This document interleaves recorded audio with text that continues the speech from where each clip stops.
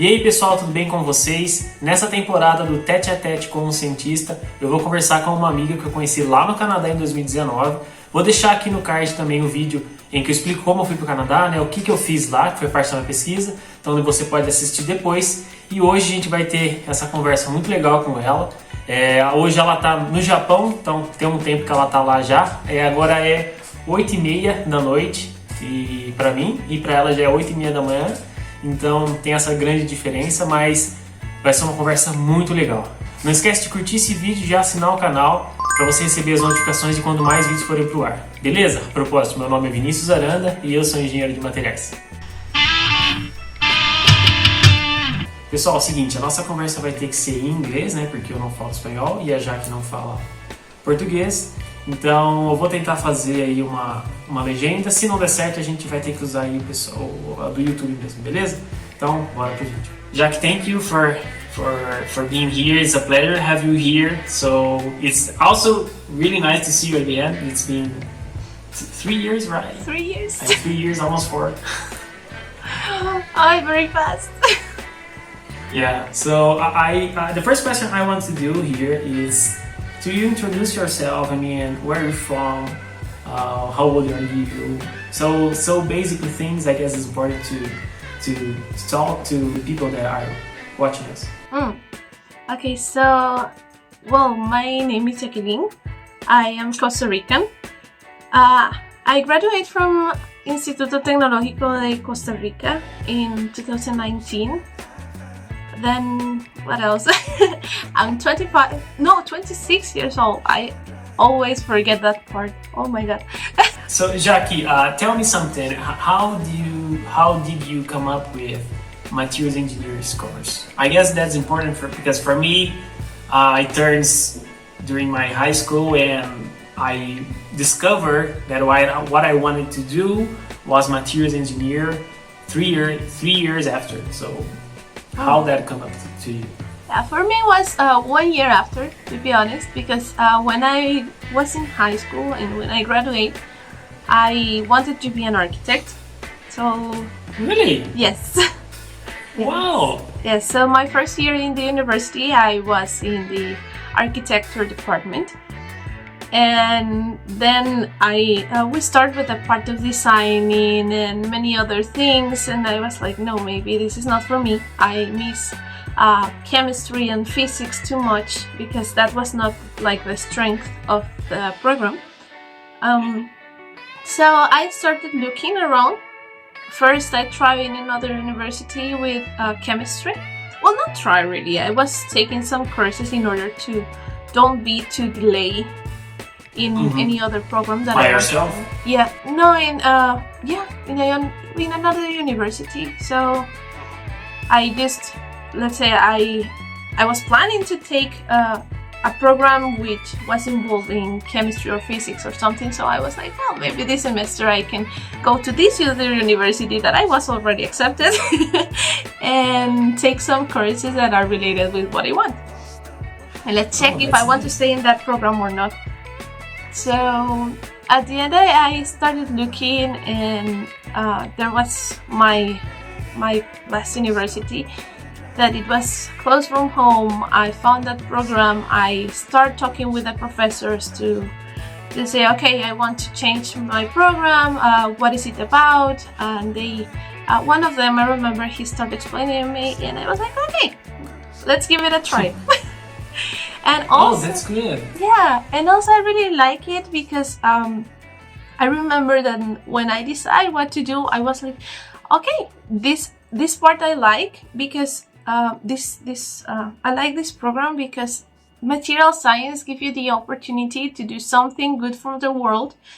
Maybe we are a little bit like in the shadows, like not a lot of people know what we do, but still we can work with a lot of things and try to do a good thing for the environment even when people don't notice it. I don't know if I have kind of sense. Yeah, actually you well answered, because is this the thing I want to do with this channel is to show up what we do during the course and what we do after course as graduate students, because at least in my family, my family don't really understand what is materials engineering and what is master's, what is a doctor, a PhD, a postdoc. And we can work with anything because everything is made of a material and that's it. Yes. And so sometimes we are really in the shadows, but I guess that's the best part because we can manage everything. Yeah, that's something I really loved about this. I remember the introduction courses and everything. I was like, oh, this is so cool. We can work with absolutely everything. I remember when I was in the first university I studied, I was doing a basic subject about materials engineering. And I remember that I looked at the other subjects that I would do after, and were called introductions. So we had 3 introductions for metals, polymers, and ceramics. And I thought, no, man, that's going to be really, really good to study these subjects. And I remember when I did, it was really nice because I understood what was really the course and everything that was related. So another thing, we worked together in Canada with Professor Jacques, and we were both working with hydrogen. Did you started that study in your university in Costa Rica, or that was the first time you did something with hydrogen? No, not really. None, any of those. Yeah, the thing is, in my last year, I really wanted to do like an internship or something outside of Costa Rica.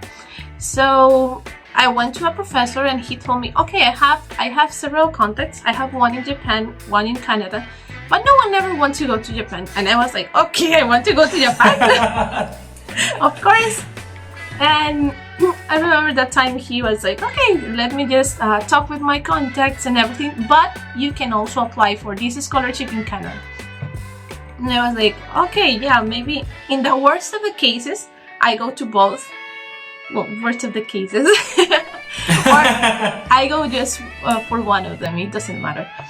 So that was the thing. I came first here to Japan. Now I'm currently in Japan. So in fact, to this university, that is Kyushu University. And I was working with Professor Senji Horita and Professor Kabe Dalati, which they work with severe plastic deformation. And in the topic or the materials that I was actually working with were hydrogen production. So yes, I work with photocatalyst. It was a composite made of TiO2 and zinc oxide. And after that, I won the scholarship, so I went to Canada. And went to there. Oh, that's nice. I didn't know that because I started my work here in Brazil with hydrogen, and I applied to there using my scholarship, my current scholarship. So I had a scholarship, so I could apply. I thought that was why you did the same, but I didn't know that. No. In fact, maybe my undergrad I was more focused in things like policy, and I was like involved in the students association and all those kind of things. And it's also very interesting because you learn a lot of stuff. I mean, it's okay, but finally it was the turning point. It was like my last year, very, very last year. Oh, so that's why you choose to do a master's? Yes. Or not? Oh. Yeah. So, okay, that's important because I thought I would do the master's during the course. I decided to do that because I thought I don't want to work in a company, at least for a while. And that's interesting because it's a different point of view of the situations. And so another thing I want to ask you is about your time in Japan, because it's been 1 year, right? Because of COVID, postponed, right? Yes. Well, actually, less than a year. I came here in April. So. Oh, that's right. Yes, for my master's, I just did my last semester here. Oh. Yeah. So, but you could do the experiments. You could do everything that you need, right? Yeah, we have to change everything. Of course, with COVID, everybody have to change their plans. So, in fact, the initial plan was for me to come here in April 2020, but exactly that time was when everything started. So, my supervisor is called Professor Natsumi Ishihara. Professor Ishihara, he told me, okay, don't worry. Let's just delay the semester to see how things start to evolve and everything. So we start in November. Okay, in October, sorry. So we start in November that year, and Japan was still closed. Maybe Japan was one of the most strict countries in that sense because they opened the borders recently, in fact. And it was very hard because, of course, you cannot do experiments from home. Even I tried to talk with my supervisor in Costa Rica, but my professor here was like, no, maybe it's not a good idea. Just focus on the part of studying all the literature and everything, and let's see how it keeps happening. Okay, so nothing changed, and he told me, okay, no, you're going to start working instead of experiments. You're going to start working with DFT calculations. Yeah, my group worked with that. I have a friend. She's in Max Planck Institute, and she did these calculations. Actually, my first paper we worked together is this person that is the first author. So she's working with that, and also my advisor. So I don't really have these skills. I don't really understand everything, but I know that's quite difficult. Yes, at first it was crazy. I was like, what are they talking about? It was pretty hard. It was really hard at first, but finally I have another supervisor. Like, I was working with so many people. So this other professor from Turkey, again his name is Taner Akbay. He started like helping me and teaching me how to perform the DFT calculation, how to interpret, or recommending me something so I can study by myself. And well, I end up learning a lot. Of course, when you do DFT calculation, sometimes it can be very slow. Suddenly it's very, very slow because, I don't know, the computers don't have the capacity that you require, or maybe you did something wrong and the calculation is not properly running. Anything can happen. So yeah, sometimes it's a little bit slow, but still it has been a very funny experience in that sense. I understand. And actually the first year for me was almost the same, but I don't know if you need to do many subjects, but here I basically spent my first year doing the subjects and studying by myself about something related to the work. So I guess there was something that happened to both of us, but I know that going to the lab's always something you feel better. When I came here back, I felt okay. Now I'm starting my master's. Is that the real start? So or at least the fresh start. Mm-hmm. Yeah, it felt like that, to be honest. I felt like I did. Of course, I did not do the whole master in one semester. But when I came here for my last semester, it was like, okay, you need to run with these experiments and this and keep working with calculations. And I was like, okay, thank God I finished all my courses in the last year. Because I could focus completely just in the part of the research the last semester. But it was crazy. No, I mean, I understand. So have you already started your PhD, or you're in the process to do that? In fact, I started this month. Oh, So, really? yeah. Oh, congrats. Thank you. So I'm pretty new in this. Still, it's like, okay, let's see how it works. My professor told me, okay, we are going to work different. The way I work is, okay, you will try to publish as much as possible. So at the end, you will just have to compile your papers and just do your thesis, because that's the way people don't give up in the process, because the thesis is very hard to do. So Yes. yeah. So yeah, we're in the process. Yeah. Oh, that's good. But are you still working with the same subject, or have you changed that? I am working with photocatalytic hydrogen production, which that's what I'm working with. So I work like in parallel with experimentations and DFT calculations. So Okay. yeah, I try to work more or less like that. So now the topic that I will be focusing in is try to use the DFT calculation to actually design the high entropy oxides. The high entropy oxides that showed good characteristics as photocatalysts. So let's see what happens. Oh, that's good. That's very interesting, because I guess the hydrogen stuff, everything that we have here related, is not so studied as many other subjects. So it's important having people working with different subjects with hydrogen or subjects. So it's quite interesting. I've seen some papers about high entropy oxides, and it's quite different. But if I'm not mistaken, someone here is also working with this subject or something related, maybe.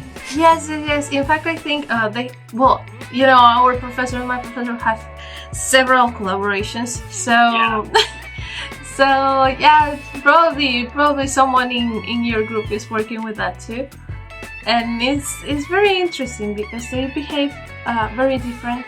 But also, what I want to mention about all of these parts of hydrogen is that, of course, I mean, we know that the hydrogen utilization is good, but when you go backwards and you start thinking that, okay, the hydrogen is produced mainly by steam reforming. Steam reforming generates a lot of CO2. So, we are taking the problem from the beginning if we start working with the production itself. Yeah. Yeah, we should, not we, but when I say we researchers, I mean, we should also study everything, actually, all the circle, the hydrogen use, as we do here, but also the hydrogen production and how the hydrogen storaging is what we're doing. So if we have all the circle being studied and developed, I guess then this this technology is going to really work. Yes, that's the thing. That's why we're many. I know we're many. Here we're... Yeah, Sorry. No, go ahead. I was thinking that here, at least in the institute, there are many people also working with fuel cells. I mean, so in fact, they use a hydrogen. So that's very, very interesting. Sorry. Yeah, I finished my comment. So the last question is, do you have any paper or work that we can share here? I mean, if you have published something, because it would be interesting to show people your work, your current work, or something that you just published, to people consume that and understand more about this area. Yes, I have one. I have one in photocatalytic activity of the composite of TiO2 and zinc oxide. Currently, I'm working in one of high pressure phases and CO2 conversion and DFT calculations. The one with the CO2 conversion is not ready yet. So soon I will share it with you. But yeah, let's the one that I have is with the composite of TiO2 and zinc oxide. Oh, that's good. Actually, I will add here your CV if you permit. Then people can see you, can contact you, can read your paper. I guess that's really important. That's why I told you to ask for your universities to share this content, to share this video, because people can understand our areas and of course yours, and see your work. And that's the best part of doing that, sharing content, sharing knowledge. And one way is reading papers that we work too much to then synthesize in a little bit of in some pages, and then people can read that. Yes. It's in fact very important. And I hope we can keep inspiring more people. That's something I love, to be honest. So, really? That's nice. So I wish you all the best with this project. Thank you, Jackie. Thank you. So I also wish everything for you, everything the best for you, because we know since 2019, but it's quite nice to still talking to you, and now knowing that you're starting your PhD is something that is my next step, and I know that's how it works and how it's hard to do. So I wish you the best. Thank you for to being here. Having you here is always a pleasure. So thank you. Oh, thank you so much. Thank you so much for the invitation.